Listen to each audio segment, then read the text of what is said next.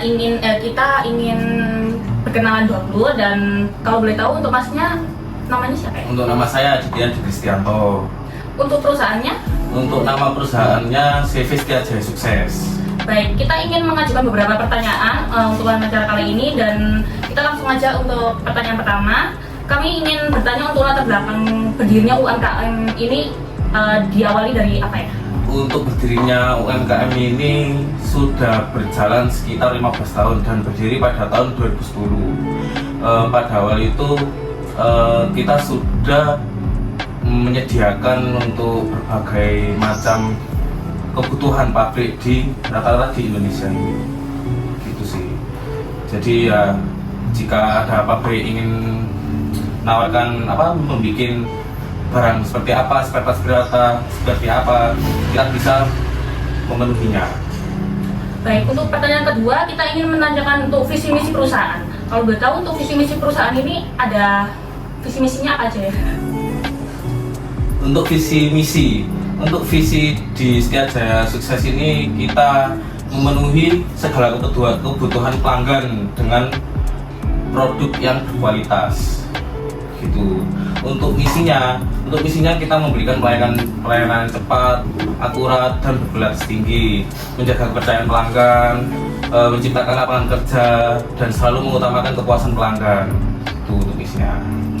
Pastinya kan juga di perusahaan masnya ini kan ada strategi pemasaran. Kalau boleh tahu, kita juga boleh tahu strategi pemasaran masnya ini caranya gimana, kalau boleh tahu? Untuk strategi pemasaran biasanya saya sendiri yang menawarkan company profile ke pabrik-pabrik. Jadi kita menawarkan skop pengerjaan kita. Kita menawarkan skop pengerjaan kita yang bisa dibilang kalau ada pabrik yang butuh spare part yang sangat sulit untuk dibikin, kita bisa mengusahakan untuk menjadikan pabrik itu memenuhi kebutuhannya. Oke, dari strategi pemasaran di UMKM ini seperti apa? Untuk strategi pemasaran, untuk strategi pemasaran ya seperti yang ditanyakan tadi, kita ya menawarkan company profile kita ke pabrik-pabrik, menawarkan kalau ini barang kita yang kita bikin seperti ini hasilnya. Ya mungkin kalau kita sudah menawarkan company profile tersebut, ya mungkin nanti kita bisa melampirkan nomor telepon atau Instagram gitu. Oke, untuk rencana perluasan dari bisnis itu sendiri bagaimana? Untuk rencana perluasan bisnis ini kedepannya insya Allah kita akan membuka workshop di lokasi lain gitu, dan ya bisa mencakupi beberapa banyak pabrik sih mas, gitu sih. Untuk pertanyaan selanjutnya mas, untuk perizinan membuat usaha UMKM seperti ini itu gimana sih? Untuk izin ya mas ya, kalau dari setahu saya mas ya, kalau gini ini ada NIB mas, kita bikin NIB itu nomor induk berusaha. Jadi kita bikin itu NIB kalau nggak salah sekarang melalui online, dan NIB izin usaha kita harus mempunyai NPWP. Nah NPWP tersebut untuk kita bisa membangun CV atau PT gitu. Jadi kita sudah berizin di sini. Oh, berarti salah satu persyaratannya adalah kita mempunyai NIB tadi. Betul.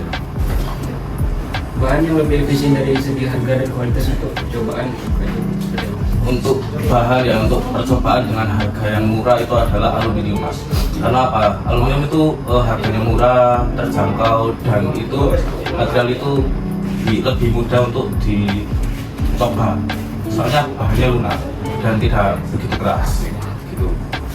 untuk solusi ketika terjadi penurunan Untuk penurunan dan kenaikan omset ya solusinya, kalau ada penurunan kita lebih meminimalisir jika ada kesalahan produk. Jadi kita meminimalisir kesalahan pada saat kita mengerjakan produk tersebut.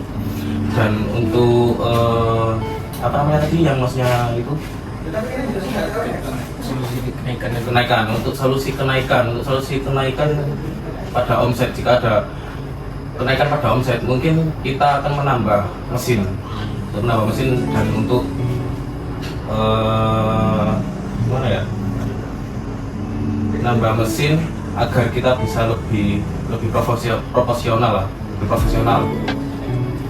Untuk sistem kerja UMKM ini Untuk sistem kerja di sini itu kita karyawan untuk jam masuk ya, jam masuknya jam 8, untuk pulangnya jam 4, dan itu ada istirahatnya 1 jam. Untuk jam istirahatnya jam 12 sampai jam 1 gitu sih untuk sistem kerja di sini. Untuk pertanyaan selanjutnya terkait SOP karyawan. Untuk SOP karyawan di sini kita memakai K3.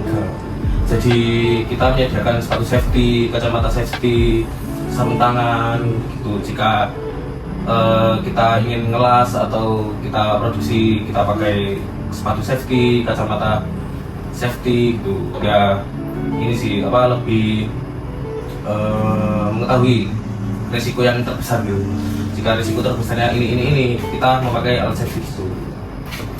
Untuk selanjutnya skop pengerjaan di sini apa aja ya Mas? Untuk pengerjaan di Setiaja Sukses ini ada CNC milling, CNC bubut, mesin grinding surface, mesin bubut manual, mesin milling manual, wire cut, ada EDM juga. Untuk pertanyaan terakhir nih, kan di sini pasti kadang kekurangan bahan. Ya, Nah, untuk solusinya itu gimana ya Mas?